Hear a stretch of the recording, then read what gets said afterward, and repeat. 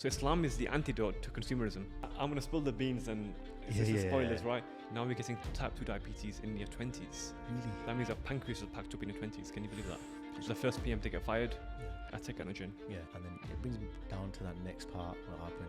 Mashallah, you've appeared on almost every newspaper in the UK for the wrong reasons. Being a doctor, I can't stay quiet, right?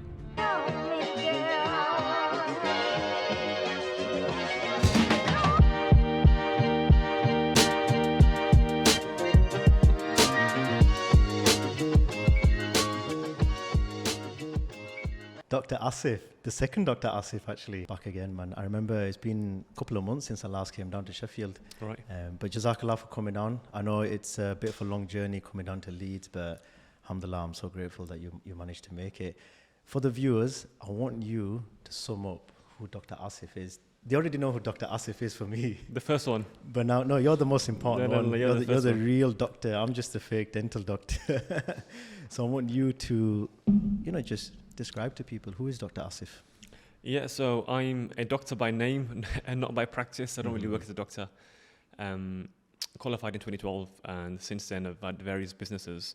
Most recently, one on the Apprentice, which is a collagen range, which for the viewers out there, they know my journey's ended now. So I was hoping to get funding from Lord Sugar to build our collagen brand. More than a brand, create an ecosystem around health and wellness, content creation, books, coaching, courses, etc. Round up in and around men's joints, women's skin, etc. Health and wellness away from Botox, away from fillers, away from painkillers, etc. One of the biggest things I saw as a doctor was back pain and knee pain. So that's why collagen for me was very important, and that was my business plan going on to the Apprentice. Was that something that because I remember watching your Dragon's Den pitch as well. Was that the same concept that you brought to Dragon's Den as well? Yes, very similar, yeah. So here now we're having canned water, right? Yeah. As humans, we are inherently lazy. We don't like mixing. If I said to you, look, to have this drink, you got to mix one scoop, you're less likely to have it because it's ready-made. They call these RTD, ready to drink. Okay. So in my Dragon's Den pitch, again, it was ready to drink smoothie. People don't like blending and all that kind of stuff. I know you're big on smoothies, but you want it ready-made, more right? Like Ferrero Rocher milkshakes. Yeah, exactly. So the whole concept behind date smoothie was a ready-to-drink meal replacement. And Ramadan's in about 3 weeks. Yeah. And I just love liquid food, man. It's easy, it's convenient, right? Yeah, definitely. Provided you've got calories in there. You've got your protein, your fats, a bit of carbs, So date smoothie came about from iftar and sahur, where you just put everything together, put it into a blender. You've got 2,000 calories in literally one bottle, right? And that's all you need. You can concentrate on ibadah. You can concentrate on, being focused at work without having that post-samosa slump. And that was the whole concept behind date smoothie. So I'm always been big on drinks, always been big on decreasing friction, whether that's in the gym, whether that's in nutrition, decreasing friction. Friction is what makes you not do something. If your gym's 3 miles away, you ain't going to go. Yeah. But if the gym's right at the back, you're going to go more often. So it's the same as drinks, right? If something healthy is ready-made, it's ready to drink, it's in a bottle, you're more likely to take it. That's the whole concept behind like making gummies and making tablets. People who are more likely to take gummies and tablets than they are a powder that needs to be mixed. So you're similar with collagen. Collagen existed for many, many years, but in powdered form, tablet form as well, obviously skin cream as well.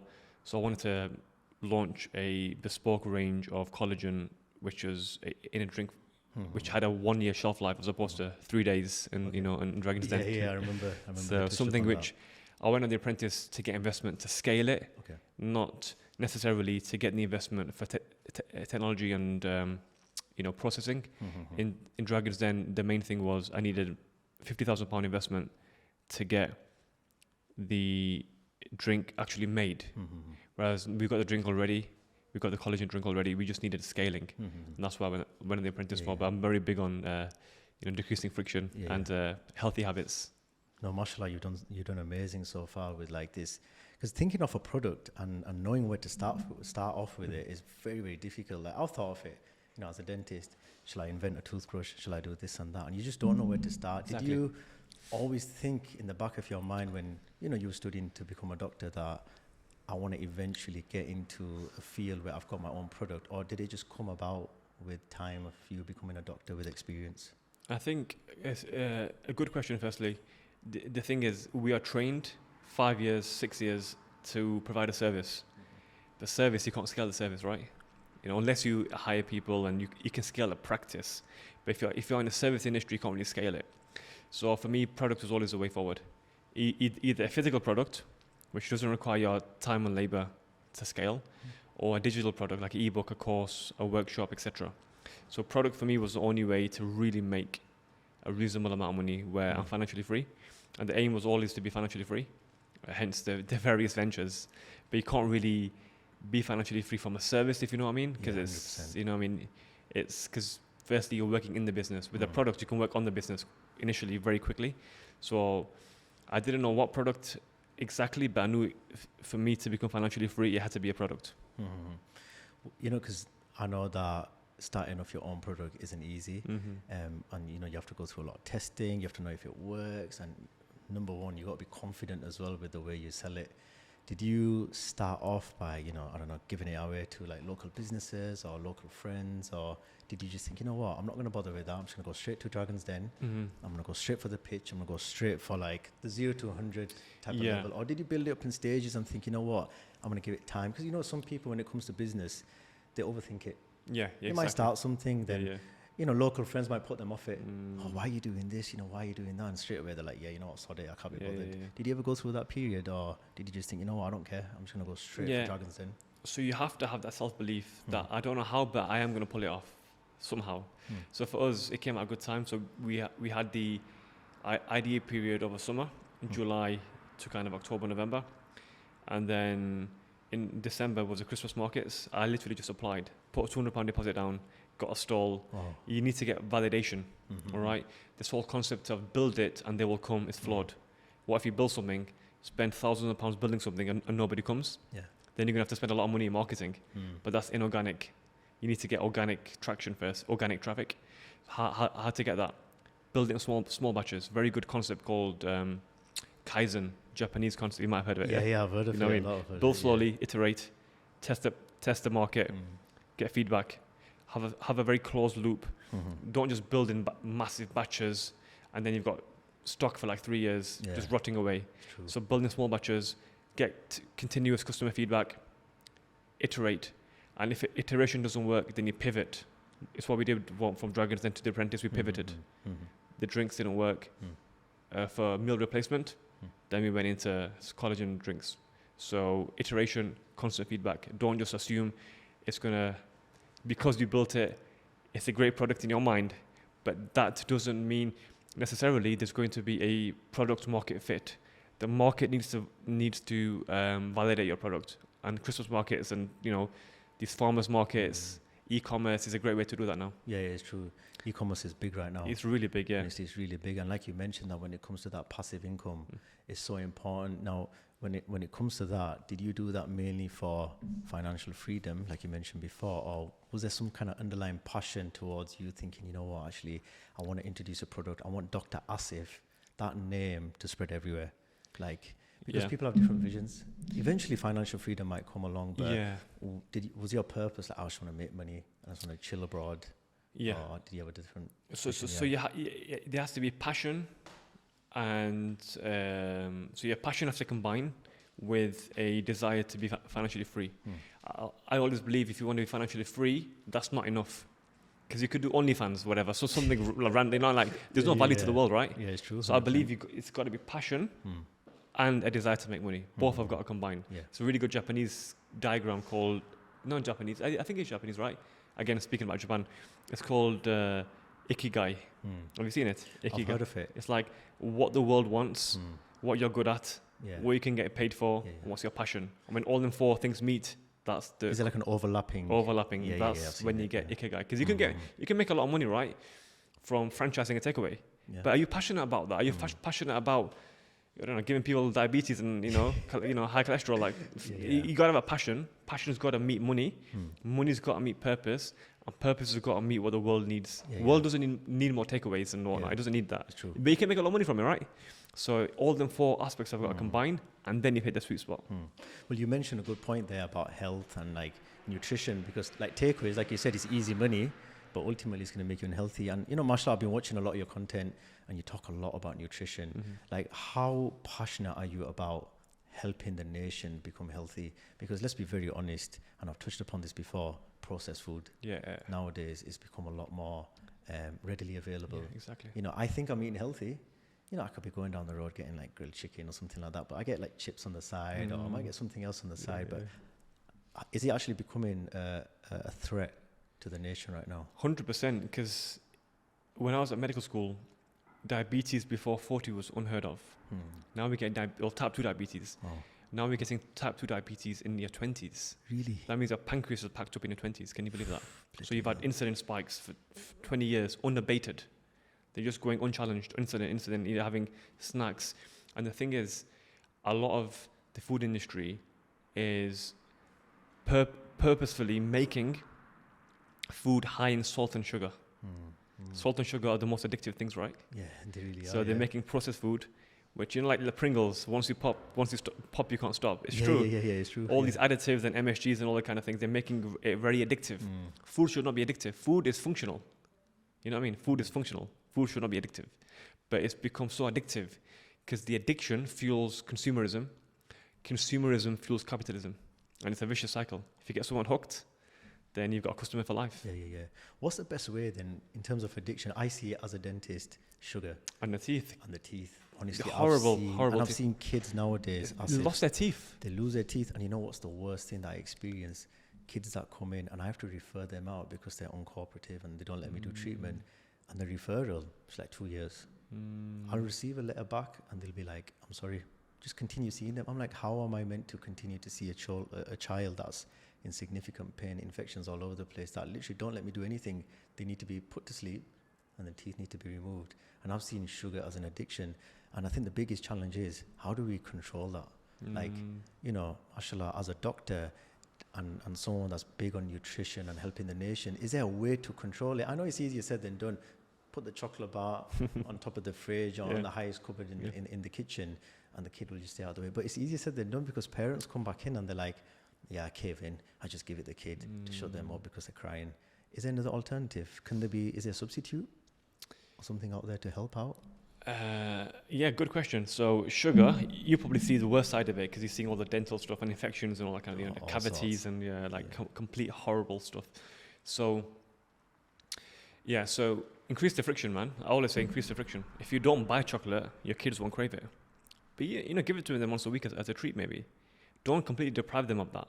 We do it in training. Have a cheat meal once a week. That's your cheat meal. But don't have it every day. Yeah. So give your kids a bit of chocolate. There's nothing wrong with that. But I always say have high cocoa content. Don't just get the milk chocolate. Get slightly darker, 30, 40. Get them to 70, 75, 80%. That's it. Less sugar in there. In fact, when you get to 99% dark chocolate, there's less sugar than protein. There's more protein in the chocolate bar than there's sugar. Wow. So it's very bitter. It's an acquired taste. So you gotta build it up. But definitely don't give your kids milk chocolate. That's the worst kind of chocolate to have. And I've seen it honestly, like on a daily, that parents just cave in and they just don't know how to control that urge for the kids and even themselves, I think, just to make them. You know who's good, by the way? Singing dentist. He does a lot of stuff about sugar and kids. So he's the main guy for that, really. Definitely. I follow him. He talks a lot about this. Definitely. When it comes to then, because you touch upon quite a bit when it comes to gym, health and fitness as well, and nutrition. I try my best with gym. Like, sometimes I'm very slack, and I always blame my diet for the way I look. And I'm like, is it something that I'm doing in the gym that's not helping me lose fat? Is it something that I'm eating and I've got that excess fat, that little belly fat on the bottom, and you're thinking, how do you want a six-pack for your honeymoon? You want the six-pack for the honeymoon. Eventually, when that happens. A diet is 90% right, now, honestly. When it comes to that, Asif, you've got your drink, which sort of correlates with what I'm talking about. You mentioned that it's got dates. How important, everybody knows, in Islam as well, the importance of dates, but what's the specifics about dates that makes it so important for us to have in our diet? So dates is a sweet spot between fiber and sugar. So you got the sugar in there. You got the dextrose, which and you got the potassium in there. But the main thing about dates, it's not like grapes, so it's not like bananas, which are literally just full of sugar. Dates are quite chewy, right? Anything chewy is fiber. So dates have that very unique blend, very unique, almost. You could say it's the only fruit in the world which has that unique mixture of fiber with sugar. Because you don't want sugar just by itself, like a grape. Yeah. Or a banana is just full of sugar, right? And the peach, for instance, a lot of these fruits are just sugar because the skin's quite thin. In a date, you're actually chewing. There's a lot of fiber in there, so it kind of balances out the sugar spikes as well. So the balance is key, then, isn't it? Balance is key, yeah. But the only problem is nowadays, no one can get that balance right. It could be balance with diet, it could be balance with work, and I feel like we're living in I don't know. This is where I feel like anyway. We're living in a nation where people come up with excuses quite a bit, whether it's diet related, fitness related, or whatever it may be. Yeah. Now, do you feel like we're just a lazy nation? Do you feel like we just like to come up with excuses, or are we genuinely trying? But there's just too many distractions out there for us. Like there's too many takeaways. Everyone's opening up a takeaway. There's doctors and dentists that I know personally that are opening up takeaways. I won't reveal any names because, 1 minute they're talking about health and then, someone's got like a burger joint. But are we just blaming an external source, temptations, or do you think we're just lazy? I think we're lazy by design because laziness fuels the economy. Yeah. If you're lazy, you're going to watch more TV. If you're lazy, you're going to order more takeaways. If you're lazy, the electricity bill is going to be higher. All these kind of things. It fuels the economy, right? So laziness is by design. Yeah. They want you to be lazy. If you're fit and not lazy, you won't have any joint pain. You won't have any back pain. You won't have any diabetes. Your asthma will be controlled. All these kind of things. And that doesn't benefit the capitalist economy. They say in Big Pharma, it's quite cynical, but this is true. A patient cured is a customer lost. Yeah, I've heard that. Someone said that to me before, So why would you make someone fit? Yeah. You know what I mean? Why would you? If you're purely thinking about it from a balance sheet perspective. Now you're a dentist, you've got a practice, mashallah. You know about balance sheets, right? Profit, loss, all that kind of stuff. If you're purely thinking about it from a macroeconomic perspective, it doesn't make economic sense to make people fit. Do you understand? Get them overweight, get them hooked on sugar, get them hooked on dopamine, get them hooked on TV and gaming and pizzas and Uber Eats and Prime Videos and Netflix. Get them hooked. Let them pay their £30 a month subscriptions and all that kind of stuff. So it doesn't make sense from an economic point of view to make people disciplined, to make people fit. Basically what Islam teaches. And from sugar, it's become endemic. But softness, I believe, is a symptom of kind of over parentification, but also a symptom of a dysregulated dopamine economy. I'll talk about this all the time, dopamine economy, yeah? We live in an attention economy. And like you did a 5-year degree, 5 years. 5 years, abroad as well.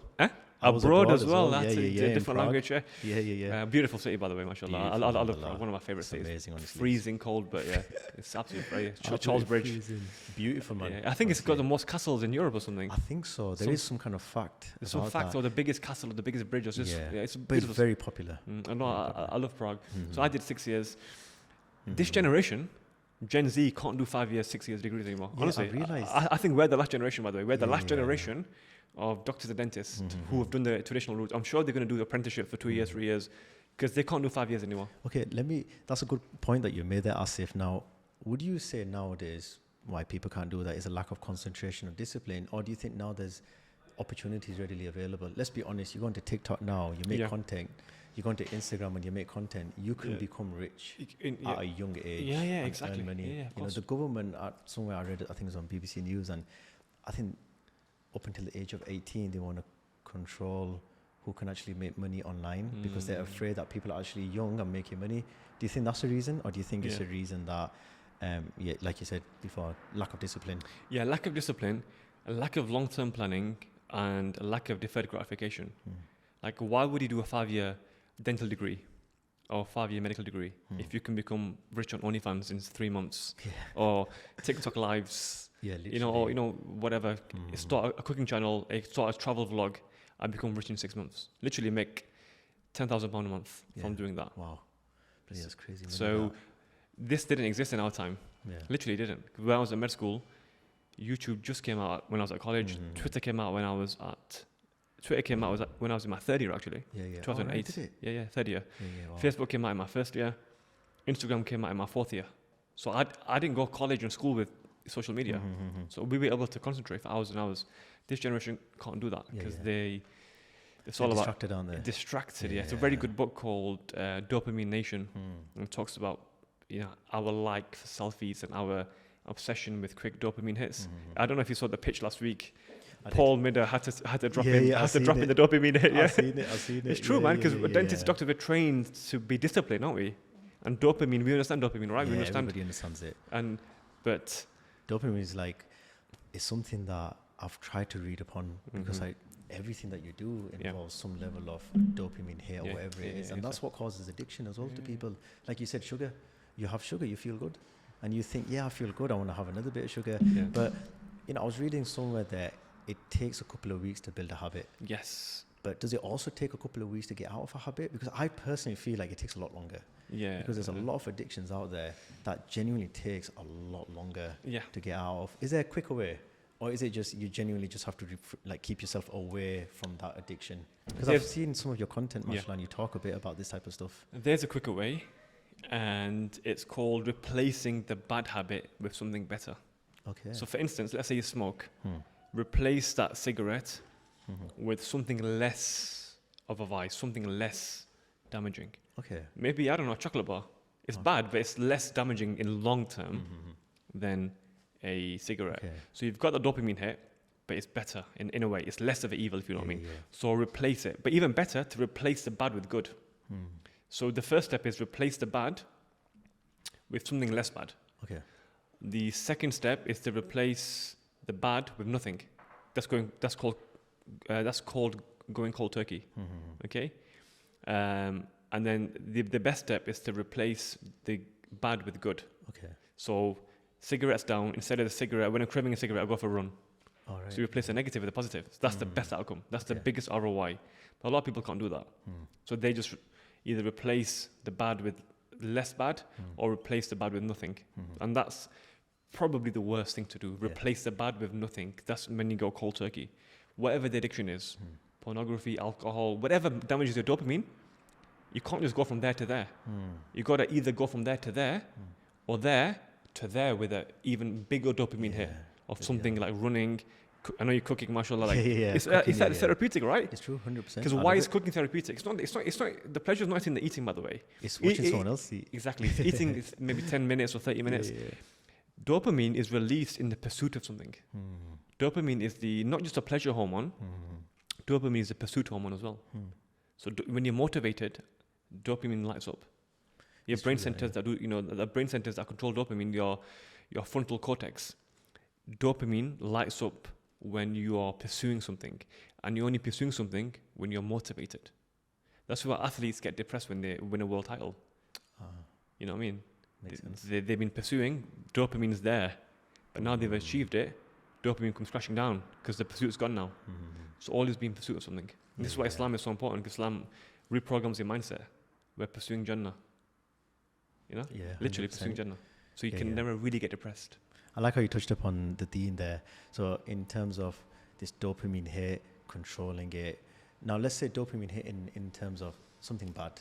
You're doing something that's inflicting your body physically or mentally. You're getting dopamine hits and you continue this bad habit, whatever it may be. There's people out there that are, they follow the deen. There's people out there that may not follow the deen as much, or maybe just not follow it at all. Do you feel like the deen has helped, really control those levels? There's people out there that are like, oh my God, I'm gonna do something bad. Put out the prayer mat. Let's crack on and pray. Is that to tell people out there that don't follow the deen? Is that a genuine thing that your deen allows you to control these dopamine hits? Absolutely, because your deen gives you a structure. So you're praying 5 times a day, and that's a structure to your life. Dopamine gets depleted when there's no structure. You know what I mean? Like you see the teenager life where you go sleep at 3 a.m, wake up at 1 p.m. in the afternoon, have pizzas, play Rocket League or whatever, Call of Duty. dopamine is needed for structure, because structure is pursuit. Structure gives you pursuit. Oh, I've got Dhuhr, I've got Isha Salah, I've got Maghrib Salah. You've got something to look forward to in the day. It punctuates your day with structure, and that's when the dopamine gets regulated. When there's no structure, dopamine just crashes down. Yeah. So you fill that dopamine void with pizzas and Netflix. Yeah, because I remember spending 5 years abroad, and you living abroad, you live away. There's a lot of people out there that take advantage of that, and they go for the dopamine hit. They think I'm living away from home, thousands of miles away. But for me, the most important thing was my deen. So when I lived away, the only thing that kept me going was praying. Yes. 'Cause I missed home so much. I missed my mom's cooking, and the only thing that gave me that structure in my life was deen. But there's a lot of people that are missing that. How important is deen to you? As if I've seen a lot of your reels, and mashallah, you speak with a lot of knowledge when it comes to the deen, and I love them. I end up watching like few from like a couple of times. Dopamine. Yeah. No, literally, I just sit there and I'm like, you know what, mashallah, like you know quite a lot. Do you feel like it's guided you and given you the position that you're in right now, or is it something that you found with time as you were progressing with your career? Because not everybody is born with this level of deen. We come from backgrounds where it's probably instilled in us from day one. Sometimes it's not. Unfortunately, you might have to single-handedly go out looking for that. That's true. How was it for you? So we spoke about this when you came to Sheffield as well, didn't we? I remember, And luckily, I was at university. I met a lot of good brothers, mashallah. They were much older than me. Like I was 18, they were like 27. They were mature students, as so to speak. They were like 10 years older. They had done a degree before. But main thing is in medicine, you see the symptoms of lack of deen. So maybe less so in your field, but certainly in medicine, you see the deleterious effects, the negative effects of lack of deen, lack of structure, lack of purity, right? So you see STIs and drinking and drug problems, teenage pregnancies, abortions even. And Islam prevents all this. So it actually makes you stronger on your deen. Only if people followed Islam properly, we'd have much less problems, much less debt, much less gambling, much less all these, what they say, fahsha, all this, what's the word? Degeneracy. So Islam, I saw and even diabetes and all these kind of things. Islam says, be diligent with your food, eat in moderation, sleep in moderation, everything, right? Be active. So there'll be less obesity, diabetes, drinking, smoking, all these kind of things. Islam's made a lot of these prohibited anyway. So as a doctor, you see the negative effects of a lack of Islam. So it only makes you appreciate Islam more. Back in the day, if you had asked me 10 years ago, what's a side hustle, I would have said, I still have no idea what the hell that means. I've never heard of that word. But now everyone's got a side hustle, no matter what it is. And I think it's good. You've kept your options open, which brings me to the next part, the juicy part, which is what made you pursue that as that apprentice sort of role and that position?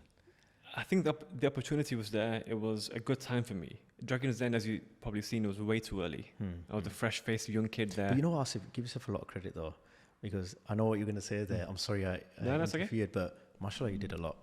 Like when you went onto that, I have to give you a lot of credit. Like you spoke with confidence. It's not easy. I've not done it. But when I seen you coming out the elevator, I was like, oh my God, how are you going to do it? I was scared for you. My mouth and my throat were getting dry. But I'll let you continue. It's Vivas. You guys call them Vivas or Vivas and all that stuff. Like the exams. That prepared me, right? That's true. You're speaking to 3 consultants, literally. I don't know how your finals were. But it's very similar. Very similar. Yeah. So 3 or 2, usually 2 or 3, old, white, middle class, Cambridge, Oxford. And for you, it would have been even harder. You would have had some guys who could barely speak English. Exactly. I could have made up anything. And that prepares you. Honestly, that prepares you. Because medicine, dentistry, so all the guys watching who are pursuing professional degrees, use that skills. Speaking to patients, speaking to professors, explaining diagnoses and symptoms. And that's what I did, just essentially explaining the smoothie, right? That was me pitching and me speaking to a patient. So same kind of concept. So alhamdulillah, I had the confidence there. So the apprentice came. So Dragon's Den for me, I felt it was a bit early. Not me as a person, but certainly the idea was a bit early. But apprentice, I think it was the right time for me now. Okay. I'd established a bit of a brand on social media. Collagen is a growing market. And I'd taken that advice on board about shelf life, branding. And this time I thought, you know what, we're going to smash it now. Everything that they criticized me for, now we're going to really double down on. So alhamdulillah, we're in Harrods already. We've You're got in Harrods? yeah. Wow. So we're in You know, Harrods. I go to Harrods all the time. Yeah, You we've gotta got tell me where it is. Harrods. So e-commerce. So if you check my Amazing. link in bio, MSM Relief Plus. Okay. When we've got MSM range, which is a Yeah. methyl. I forget the acronym now, but it's MSG. MSM is for joints, etc. It's anti-inflammatory. Okay. So it reduces cytokines. And we've got our collagen plus range as well, mainly for the skin. Halal because it's marine collagen, but it's a wild berry flavor drink. You just have it every day. And everything Deborah and all these guys said to me, which hurt my pride. Oh, it's not a good taste. Yeah. Shelf life too short. Tage said to us, you've not been in any of the big stores. Yeah. So I'm like, yeah, this time we're gonna go Harrods. We're gonna get the branding properly. Yeah. We're gonna get like name sorted. I'd be lying if I said I thought about it when I was doing it, because that's why I answered back to them. I'm like, what are you talking about? This is good branding. This is good. Right? Everything is good. That's why I was a bit, not cocky, but I was a bit offended. And I've learned in business, Asif, don't be personal. Like, if someone's criticizing you, critiquing you, take it as free advice. Because that's about £10,000 worth of advice right there. Yeah. Legit. No, it really is. Like if you, Peter Jones, have a coffee with him, how much will it cost? It costs you a lot of money. Like, you can't do that, right? So 5 Dragons are giving you free advice. Take it on board. And I was offended. I was like, what are you talking about? Branding is good and blah, blah, blah, blah. But it actually wasn't. So I learned that and I took that to the Apprentice. I'm going to spill the beans and it's the spoilers, right? Do it, Dragons Den is a proper business show. All right. Apprentice is 50-50, I would say. Okay. Reality and business. Okay. So they look for people who've got business ideas. Of course, we all 18 of us had businesses. Some of them like Amina, the pharmacist. Yeah. You know Amina, yeah?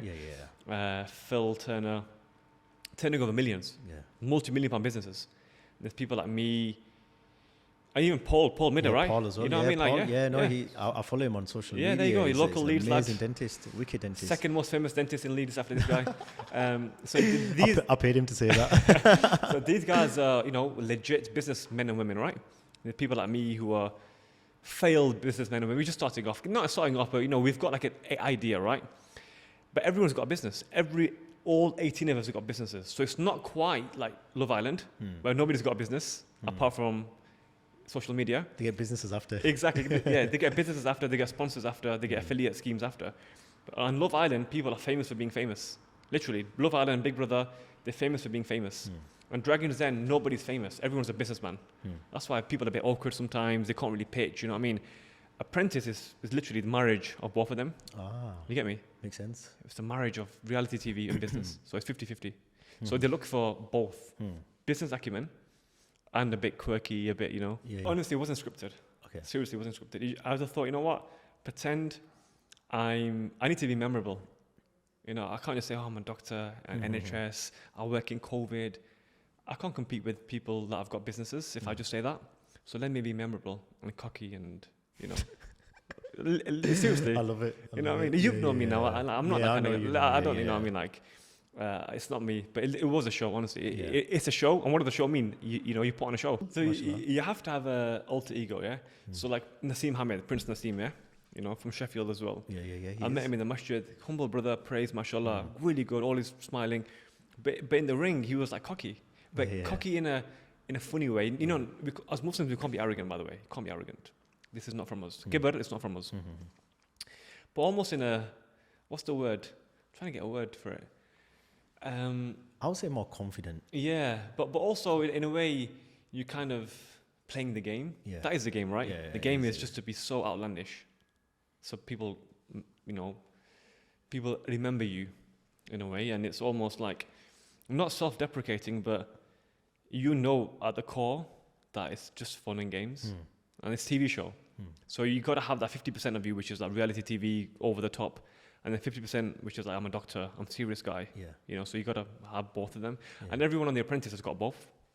No, mashallah. I mean, like you said, when you've got a mixture of being a doctor, you've got people skill. So you know how to talk, you know how to communicate your point across, because in healthcare, that's all they teach you. Exactly, yeah. How to talk, which mashallah you have. Communication is 80% of medicine. It literally is. Yeah. No, even with dentistry. I met this dentist, this was quite a while back now, and a lot older, maybe like in sort of 60s, and she was like, you know what, it all comes from the tongue. And it made me realize that, you know what, no wonder I get some patients that come in and they're like the older patients in the 70s and 80s who used to be, who were treated by this dentist for like maybe 30, 40 years.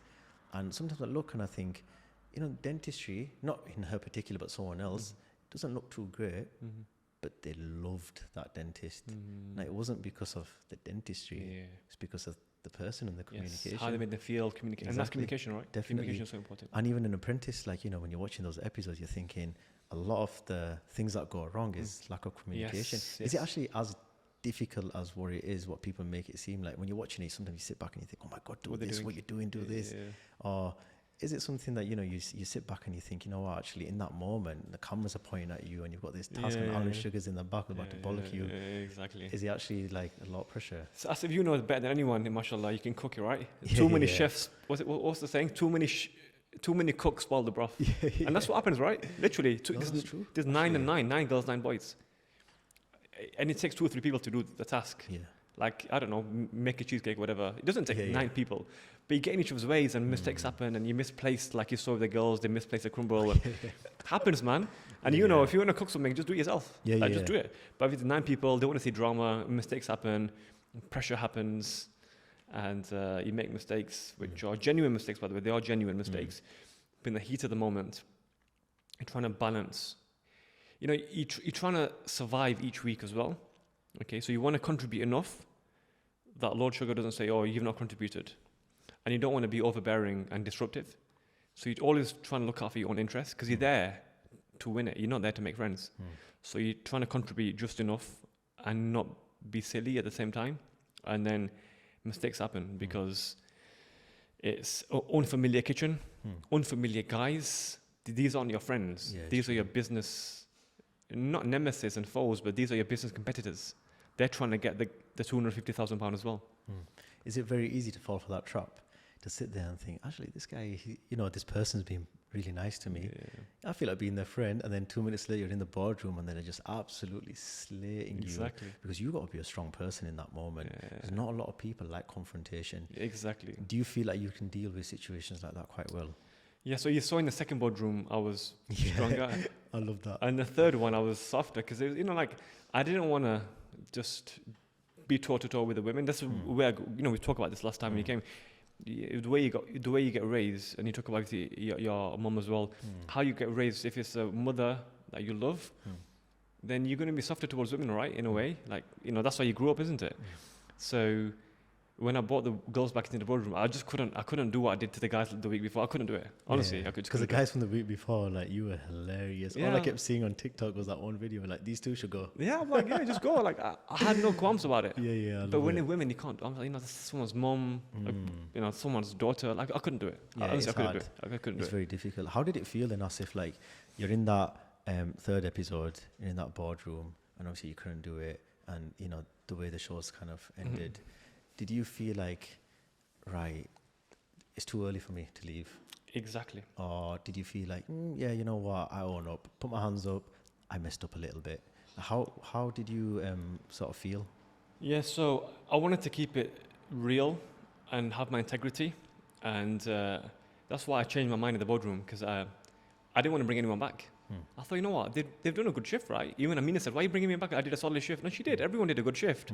And I thought, I can't believe the other team got £170,000 investment. Like, we got 50,000. I was happy with 50. That's a lot of investment. Yeah, it's a lot of investment, for just a small little game. And they got 170. I'm like, oh gosh, we lost again. Third time losing.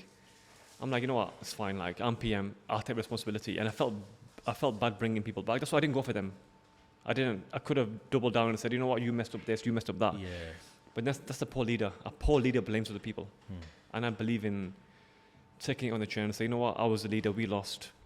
And even though I think we performed okay, our concept was quite good, actually, quite a new concept. But if the team loses, blame the leader, and that's fine. I'll take it on the chin. I was the first PM to get fired. I take it on the chin. Yeah, and I appreciate that, man. I put a lot of respect on people that own up to their mistakes.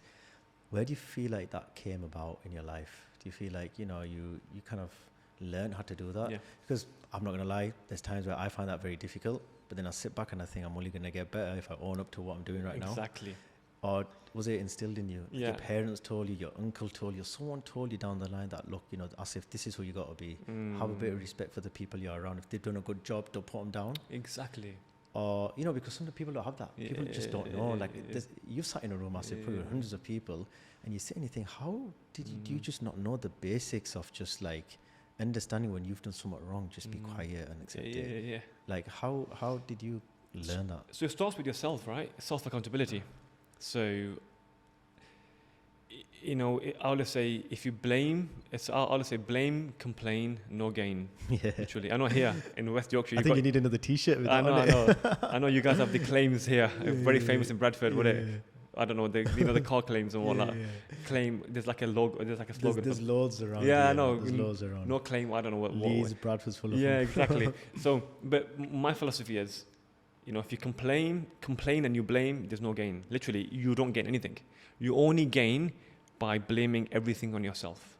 Honestly, that's what even if it's not your fault, there's something you can take from that. And there's a lot of people who have zero self-awareness. They have zero self-accountability, and they love to point the finger. That way you never learn. You deflect. Yeah. And that's almost pandemic in this day and age where we live in an entitled culture. Everything is someone else's fault. Nobody looks and turns the finger on themselves and turns the mirror on themselves and says, this is actually my fault. I messed up here. What did I do wrong? Where's my fault lie? And that's when you find the fault lines, that's when you can grow as a person. You can never grow if you can continuously and persistently and perennially blame other people. And I've always been big on self-accountability. Like that's how you level up. No, mashallah, you've done amazing. And like you said, look, you did everything possible to get to where you were. You know, obviously you got dismissed, you got fired, you know, you sit there and you think, you know what, actually, I've got integrity, you got confidence, mashallah. And then it brings me down to that next part, what happened, you know, mashallah, you've appeared on almost every newspaper in the UK. For the wrong reasons. Honestly, I remember I woke up one day and I was like, is this Asif, the same Asif I know? I genuinely thought someone just made something up. Like, I'm not going to lie to you, because sometimes, like, you know, with AI nowadays, you don't know what to believe. Then I seen Independent, BBC News, and people are sending me like links. No one's saying anything bad, like amongst the people that I know. But people are like, oh my God, look what's happening. How did that come about? What even happened for that to come about? So after the filming was finished, okay, because Apprentice is pre-filmed. After it was finished, obviously the 7th of October happened, and being a doctor, I can't stay quiet, right? You know, kids are being killed, hospitals are being bombed, medics are being sniped. I can't not say anything. So I was very vocal about the whole Israel-Gaza war. And not just myself, actually, 2 other candidates got called up on it. But I continued speaking about it because I thought it's my prerogative as a Muslim to speak about injustices. And they cancelled me from one of the shows, the spin-off show, You're Fired.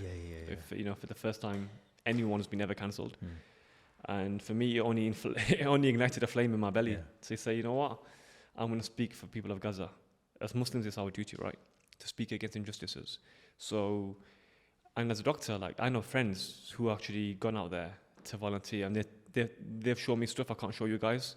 They've shown me stuff you don't see on TV.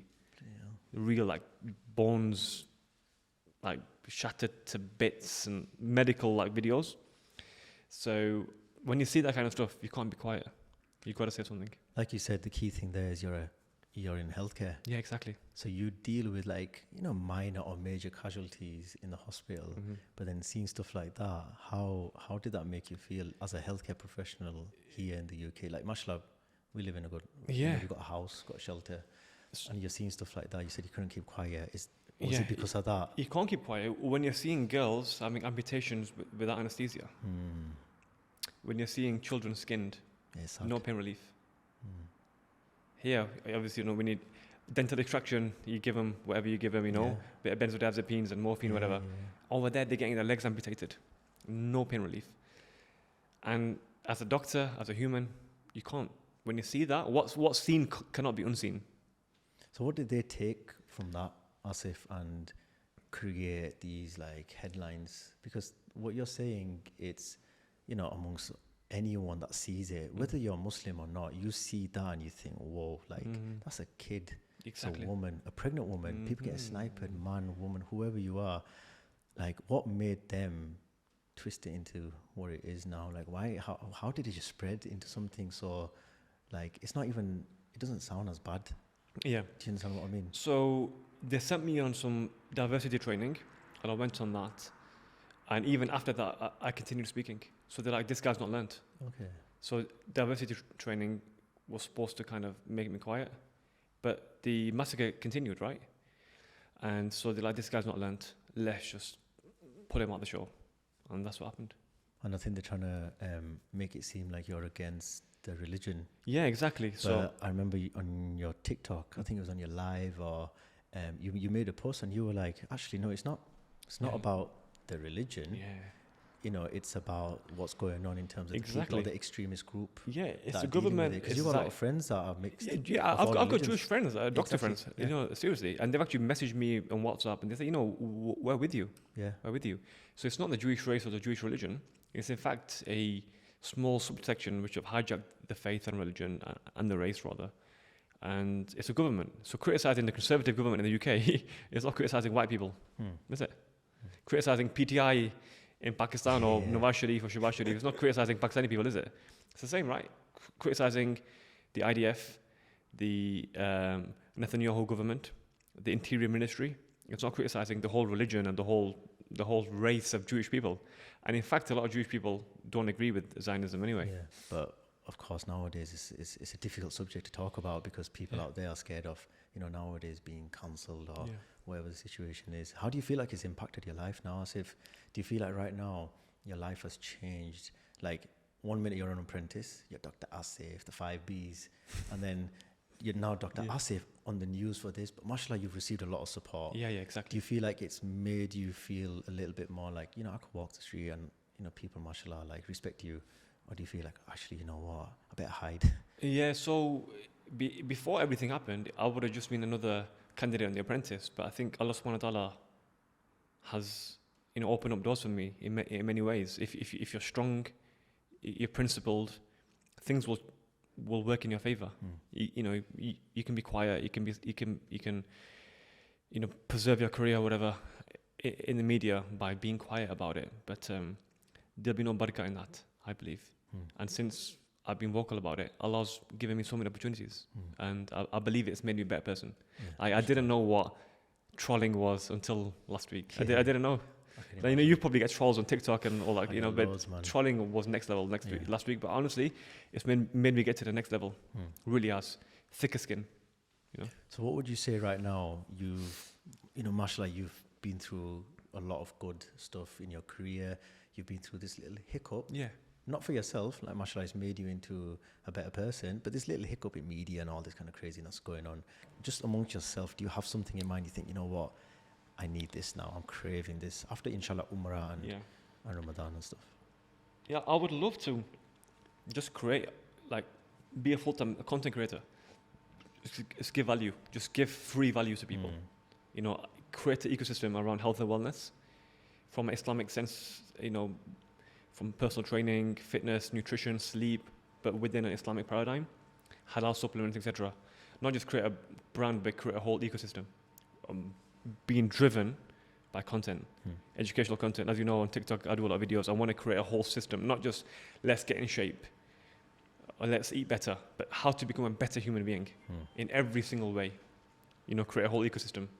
And then if I can plug the supplements, that's a bonus, but I just want to, you know, make the ummah healthier, both here and here, and in the body as well. I love that, honestly, because that's something that I think we should all strive for. Even for me, as a dentist, I look at teeth all day, but I don't just think about teeth. Patients come in and they're anxious, and I'm thinking, forget teeth.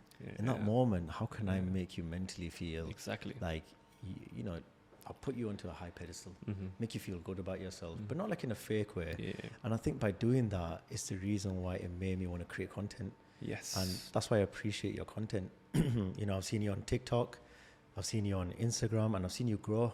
And, you know, the comments, I always look at comments. I've always been this guy where I look at comments, I look on YouTube, and mashallah, a lot of people support that. Is that giving you that drive when you see that comment and you think, you know, mashallah, what you're saying is key? Yeah. Or do you just ignore that and think, you know what, forget hate, forget good. Yeah. I've got my own vision and I'm just going to go for it no matter what. Or do you kind of thrive off that little bit of good that you see? Yeah, and no, people respond to it in a good way? yeah, definitely. So the good encourages me to do more. And when I see the bad, I just smile. It doesn't put me off. Yeah. You know, we're Muslims, like we should have thick skin, right? Like, what is trolling that we get compared to what Rasulullah got when people throw trash on him? Literally threw trash on him. You know what I mean? Like, and they pelted him with stones.